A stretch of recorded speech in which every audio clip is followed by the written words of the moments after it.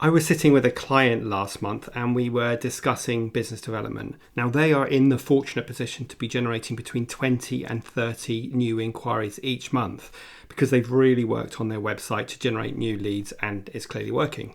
However, while some of these inquiries look promising at the start, they seem to follow a similar pattern that results in the client busting a gut to get the proposal written and then the prospect disappearing. So in this week's episode of the Agency Accelerator Podcast, I want to talk all about qualifying leads so that you're investing your limited time in the hot prospects and rooting out those inquiries that are just information gatherers. Now, I'm going to share with you 6 tips and strategies that you can start applying immediately in your agency. So grab your pen and paper for another action-packed episode of the Agency Accelerator Podcast. Accelerate your agency's profitable growth with tools, tips, and value-added interviews with your host, agency owner and coach, Rob DaCosta.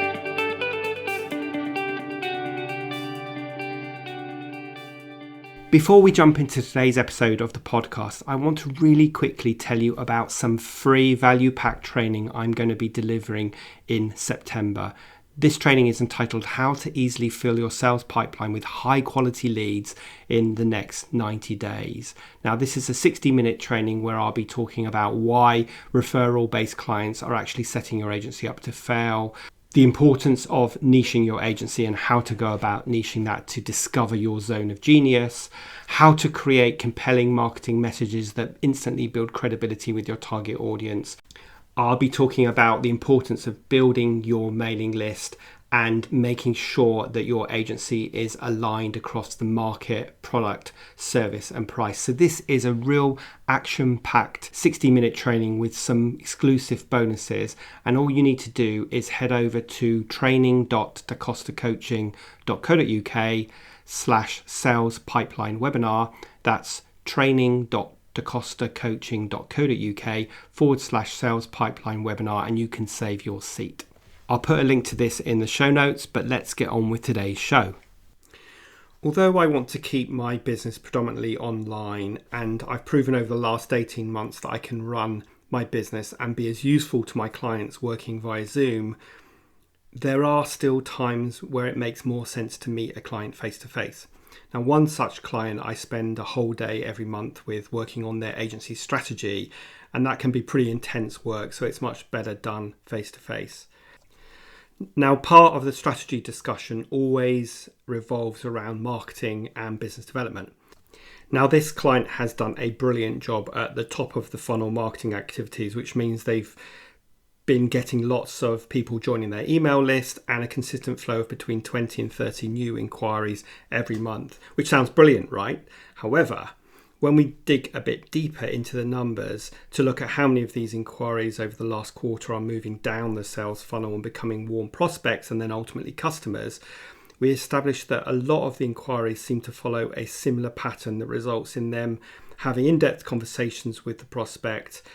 Now, these conversations usually result in the prospect asking for a written proposal, and they often give them really short deadlines to do this. So the client works long hours to get the proposal written in their deadline, sends it off, tries to follow up with the prospect, but they just can't get hold of them and the prospect disappears. So this seems to be the typical steps that happen in this pattern, and see if you can relate to this. So an inquiry comes in and they either request a call or they book a call, depending on what the setup is. The client has a look at them and they deem them to be a suitable lead, so they let that call happen. Now, by suitable lead, I mean that they match their ideal target customer or their customer avatar. Now, and if you haven't done the work on defining your customer avatar or ideal target customer, I'll put a link in the show notes of one of my free guides that shows you exactly how to define your ideal target customer or customer avatar. So they've deemed them appropriate, so they book the call in, and on the call, the prospect, first of all, is hesitant about sharing any kind of budget, but request a proposal nonetheless. And like I said, they often give them very short timescales, which is all very crazy when you say it out loud, but this is the pattern that seems to happen to this client and a lot of other agencies as well. So the client works hard and late into the night to get the proposal written, to meet the prospect's short deadline. And then fast forward a few days or a week, and my client is struggling to get hold of the prospect. And despite chasing several times, they give up in the end and hope that maybe the prospect will get back to them when they're ready. But, they rarely do.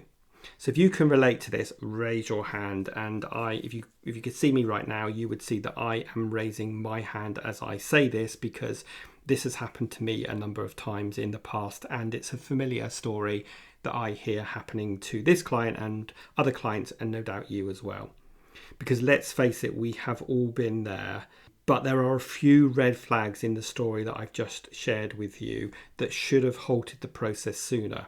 So let's pull it apart a bit, and let me share with you 6 pieces of advice or 6 strategies that will help you filter out the time wasters or the information gatherers, so you can focus your time on those hot prospects and do a really good job.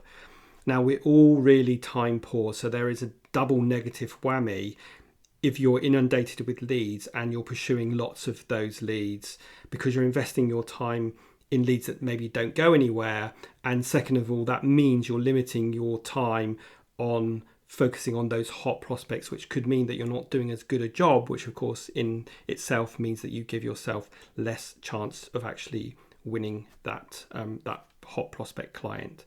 So you want to get this right so that you're investing your limited time in the hot prospects, because they're the ones that are most likely to convert now, and they're also the ones that are best suited for your business and you can do a great job for. So as I said, here's 6 tips if we sort of play that scenario back of things that you should do, and this is the advice that I gave my client in our coaching day. So first of all, you have to get a sense of your prospect's budget, and if they won't give you that, then it's a good indication that they are really early on in the buying process, and perhaps they are just on a fact-finding expedition to get a sense of what agencies could do for them and how much it might cost.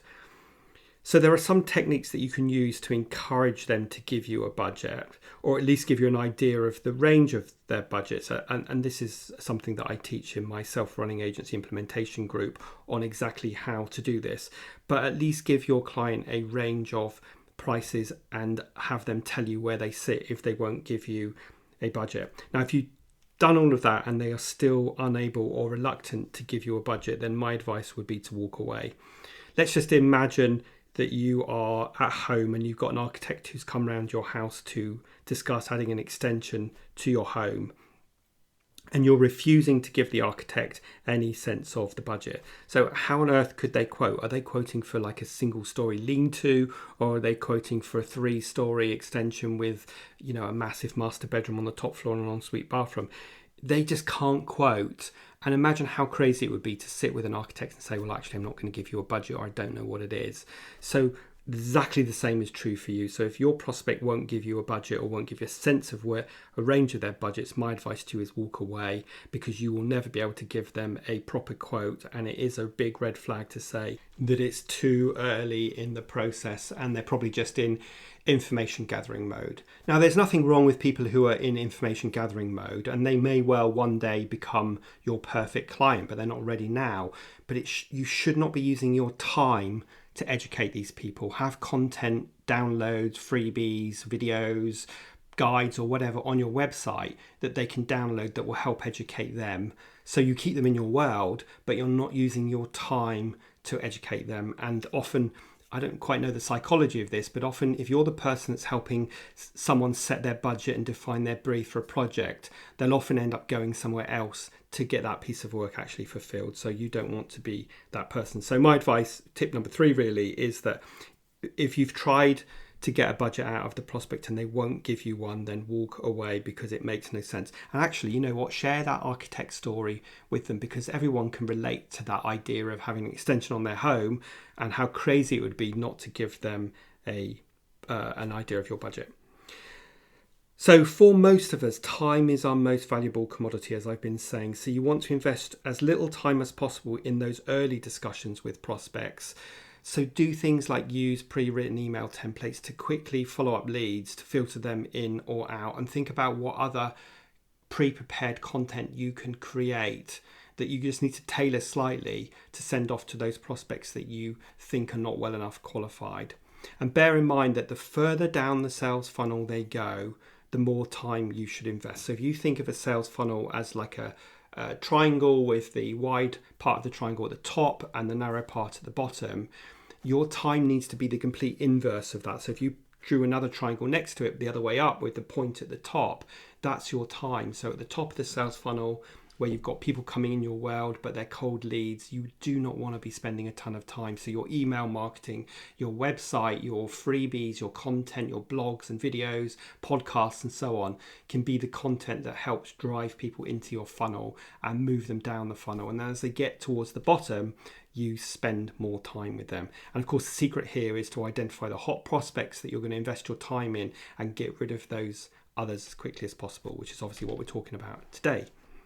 Now, my next tip, which I think is a really good one, and it's one that I use all the time, is that once you agree to a meeting and then you agree to write a proposal, when you're on that phone call, that Zoom call, that meeting with that prospect, get a date in the diary during the meeting for a follow-up conversation. So you actually want them to literally get their diary out, say, look, I will get you this proposal by Friday, and let's give you a week to review it, and let's put a date for the following Friday at 10 a.m. to have a chat.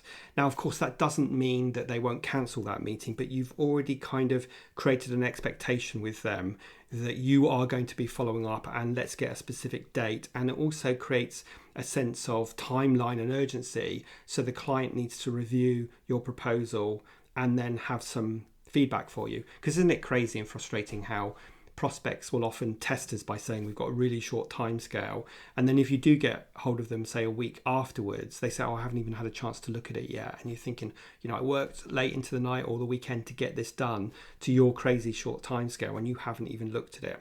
So that was my sixth tip, which is when you're in that initial prospect meeting or that conversation and you are agreeing to write a proposal, you want to get a date in their diary and your diary for a follow-up, so that you have set that kind of expectation that you will be following up.